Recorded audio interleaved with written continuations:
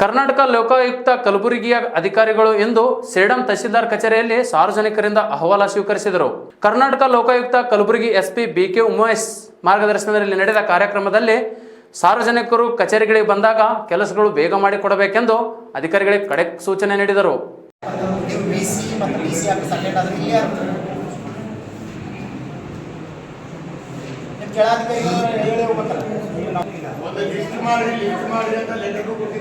ಮತ್ತೆ ಎಲ್ಲರಿಗೂ ಕೊಟ್ಟು ಒಂದು ಲಿಫ್ಟ್ ಮಾಡಿ ಯಾರು ಮೀಟಿಂಗ್ ಮಾಡ್ತಾರೆ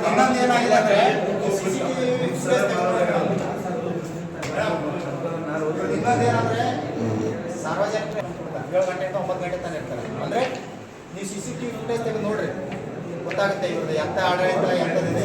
ಅಲ್ಲ sir,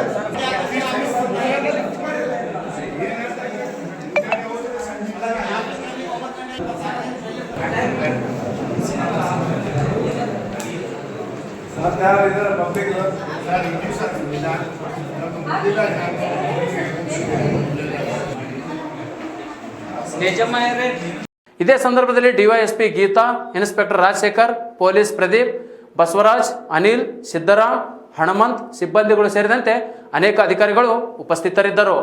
bureau report, TV7 news, Karnataka.